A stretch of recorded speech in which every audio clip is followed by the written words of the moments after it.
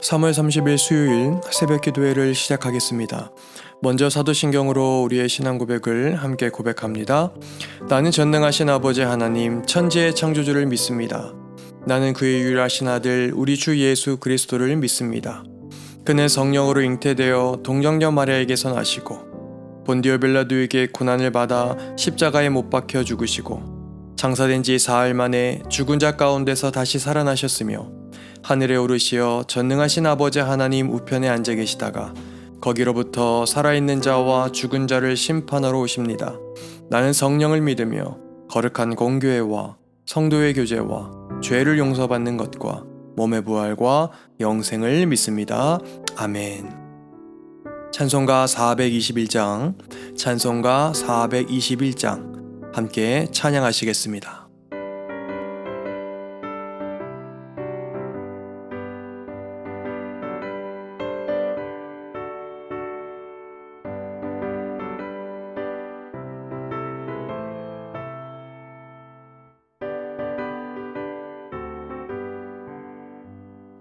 내가 예수 믿고서 죄 사함 받아 나의 모든 것 다 변했네. 지금 내가 가는 길 천국이리요 주의 피로 내 죄가 씻겼네. 나의 모든 것 변하고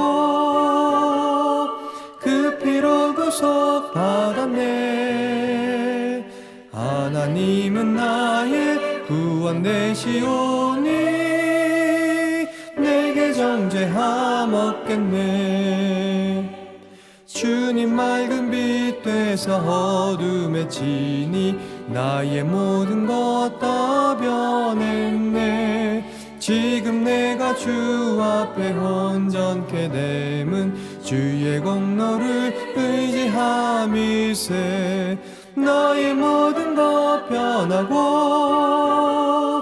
그 피로 구속 받았네. 하나님은 나의 구원 되시오니 내게 정죄함 없겠네.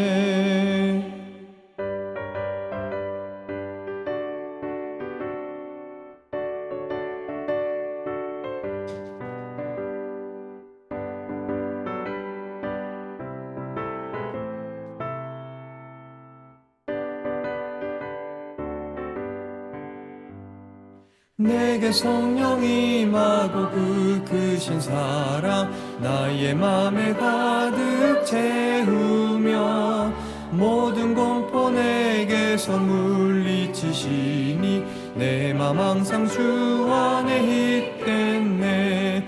나의 모든 것 변하고 그 피로 구속 받았네. 하나님은 나의 구원 되시오니 내게 정죄함 없겠네. 오늘 우리에게 주시는 하나님의 말씀은 마태복음 17장 14절로 20절까지의 말씀입니다. 마태복음 17장 14절로 20절까지의 말씀 우리 다 같이 한 목소리로 같이 봉독하겠습니다. 읽습니다. 시작. 그들이 무리에게 이르매 한 사람이 예수께 와서 꿇어 엎드려 이르되 주여 내 아들을 불쌍히 여기소서. 그가 간질로 심히 고생하여 자주 불에도 넘어지며 물에도 넘어지는지라. 내가 주의 제자들에게 데리고 왔으나 능히 고치지 못하더이다. 예수께서 대답하여 이르시되 믿음이 없고 패역한 세대여 내가 얼마나 너희와 함께 있으며 얼마나 너희에게 참으리요. 그를 이리로 데려오라 하시니라. 이에 예수께서 꾸짖으시니 귀신이 나가고 아이가 그때부터 나으니라. 이때 제자들이 조용히 예수께 나와 이르되 우리는 어찌하여 쫓아내지 못하였나이까.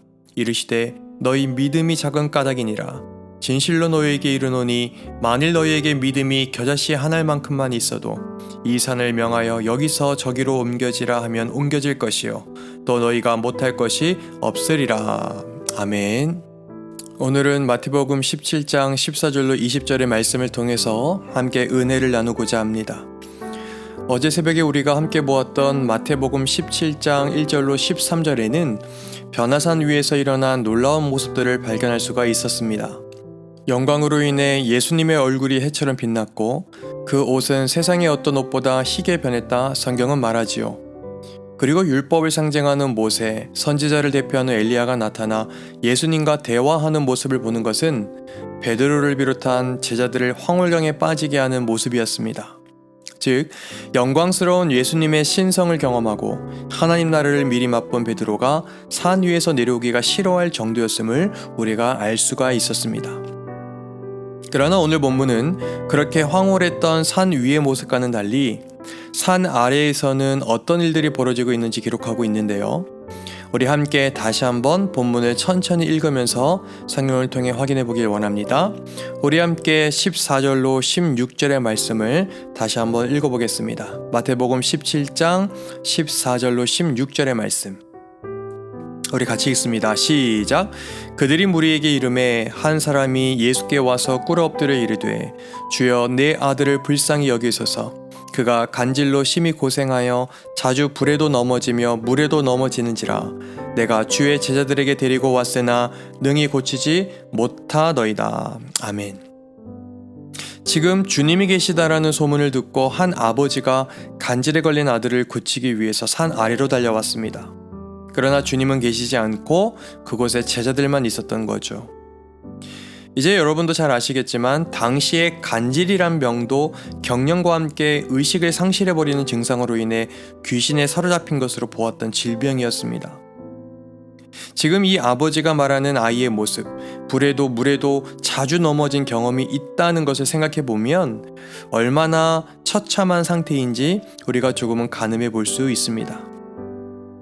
아무튼 이 부모는 아마도 아이를 위해 할 수 있는 것이 아무것도 없었을 것입니다. 또 제자들도 호기롭게 나섰지만 이 아이를 병에서 낫게 할 수가 없었었죠. 제자들을 비난하던 사람들도 아이를 위해서 할 수 있는 것이 없기는 마찬가지였습니다.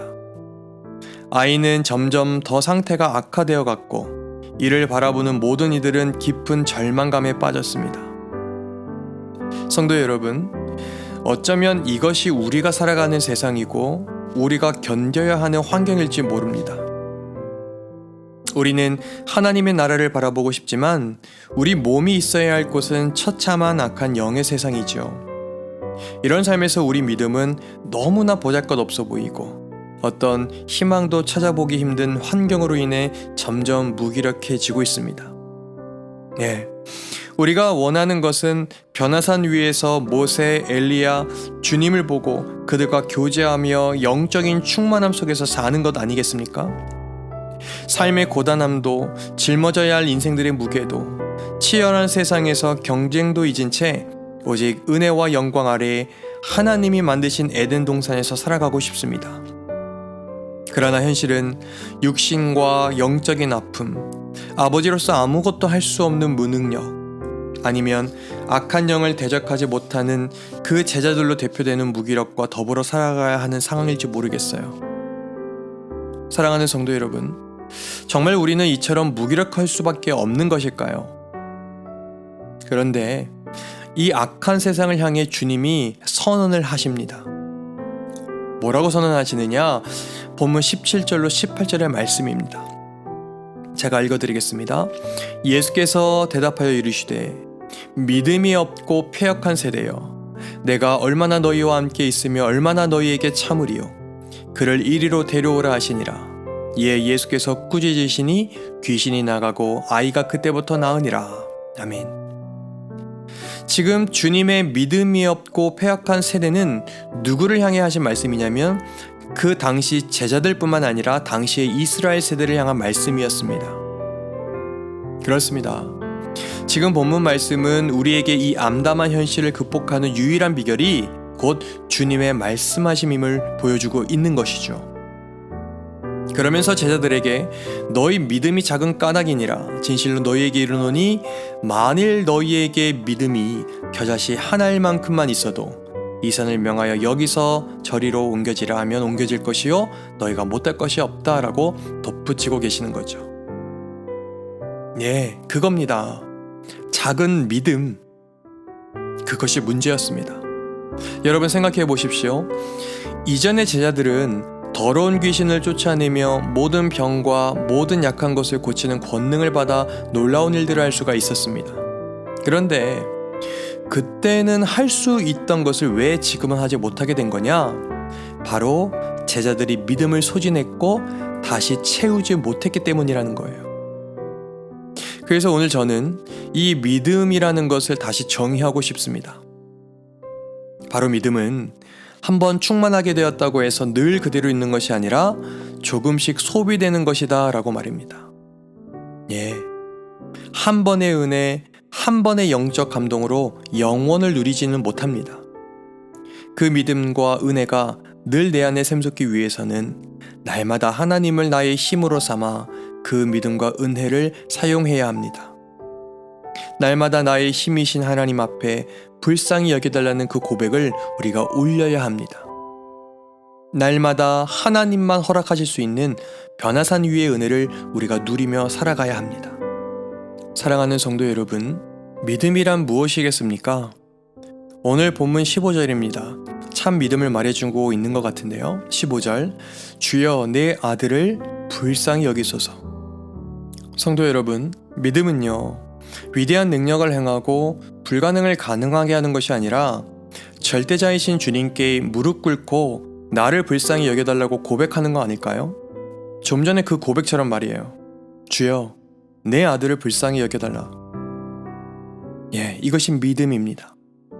철저히 낮아짐으로 나는 할 수 없고 오직 예수님으로만 할 수 있음을 인정하는 것 말이에요. 그럴 때 그 믿음이 겨자씨와 같아서 품고 있던 생명력을 사용할 수 있게 될 것입니다. 여러분, 우리가 팬데믹이라는 시간을 지내면서 얼마나 많은 믿음이 무너졌습니까? 짧게는 몇 년, 길게는 몇십 년을 믿음 생활해왔지만 그 믿음의 뿌리가 얼마나 쉽게 뿌리채 뽑히는지 이 시간들을 통해 얼마나 쉽게 경험했습니까? 믿음으로 할 수 있는 것이 없어 얼마나 쉽게 지치고 쓰러졌습니까? 그러나 세상이 보기에 보잘것없는 믿음이라 할지라도 그 믿음의 역사는 위대한 것입니다. 본문 20절이죠. 이르시되 너희 믿음이 작은 까닭이니라. 진실로 너희에게 이르노니 만일 너희에게 믿음이 겨자씨 하늘만큼만 있어도 이 산을 명하여 여기서 저기로 옮겨지라 하면 옮겨질 것이요 또 너희가 못할 것이 없으리라. 아멘. 하나님이 사랑하고 서로 사랑하는 성도 여러분, 우리는 이미 하나님께 받은 믿음과 은혜를 생명력 있게 유지하며 키워나가는 그러한 믿음의 사람입니다. 그리고 우리에게는 작지만 보잘것없지만 끊어지지 않는 믿음이 있다면 우리는 하나님이 명하신 큰 산을 옮겨 나아갈 수 있을 줄로 믿습니다. 분명 그 겨자씨만한 작은 믿음을 손에 쥐고 있을 때 그 믿음은 세상이 감당하지 못할 믿음이 될 것입니다. 오늘 사순절의 반이 지난 오늘 우리가 그 믿음을 굳게 쥐고 또 믿음으로 삶 속에서 반응하며 나아갈 때 그 믿음이 여러분을 또 저를 일으켜 세워줄 것입니다. 오늘도 믿음의 항해자로 주어진 하루가 어떠하든지 힘차게 함께 항해 나갑시다. 어떠함에도 그리고 그럼에도 불구하고 말입니다. 기도하시겠습니다. 살아계신 주님, 우리가 오늘 주님의 말씀을 대하기 전까지 어쩌면 믿음이 없어 불안해하고 또 내게 힘이 없다고 투덜거리며 또 나는 돈이 없노라고 능력이 없노라고 불평만 하고 살아왔는지 이 시간 정직하게 주 앞에 돌아봅니다. 또한 여전히 입술로는 믿음을 이야기하지만 실제의 삶 속에 믿음의 능력으로 살지 못했음을 이 시간 다시금 고백합니다. 주님, 저희들에게 긍휼을 베풀어 주옵소서. 다시금 믿음의 눈을 들어 세상을 그리고 나의 삶을 바라보게 하시고 내 안에 있는 복음의 능력으로 기쁘게 또한 힘차고 담대하게 주어진 하루를 열어가게 하여 주옵소서. 다시금 다잡는 이 믿음의 끈을 오래오래 놓지 않기를 간절히 소망하오며 우리를 원하신 예수 그리스도의 이름으로 감사하며 기도드리옵나이다. 아멘. 주기도문 하겠습니다. 하늘에 계신 우리 아버지, 아버지의 이름을 거룩하게 하시며 아버지의 나라가 오게 하시며 아버지의 뜻이 하늘에서와 같이 땅에서도 이루어지게 하소서. 오늘 우리에게 일용할 양식을 주시고 우리가 우리에게 잘못한 사람을 용서하여 준 것 같이 우리 죄를 용서하여 주시고 우리를 시험에 빠지지 않게 하시고 악에서 구하소서. 나라와 권능과 영광이 영원히 아버지의 것입니다. 아멘. 참 아름다운 곳이라 주님의 세계는 정말로 내가 나갔고 솔직할 수 있는 곳, 조금이라도 내 의라 말할 수 없는 이곳, 이곳은 바로 주님의 세계라.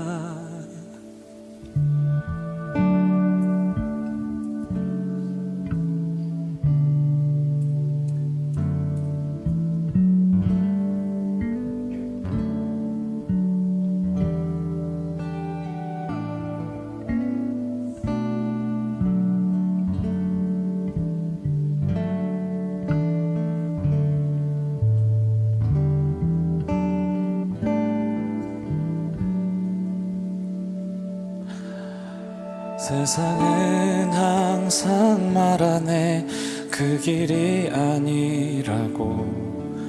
곱디고 온 길이 있는데 왜 힘들게 사냐고. 단순한 선택조차 내게 버겁기만 한 곳. 그래도 나는 주님만 따르리.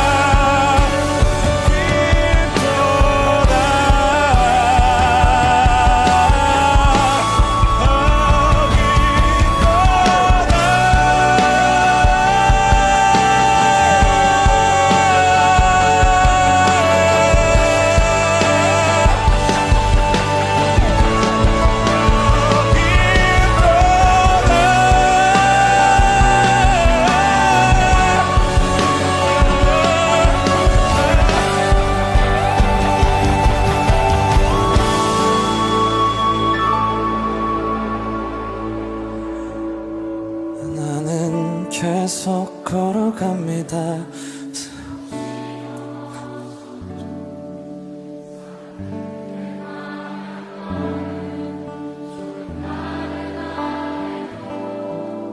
내가 가는 길이 주가 가르쳐준 길이니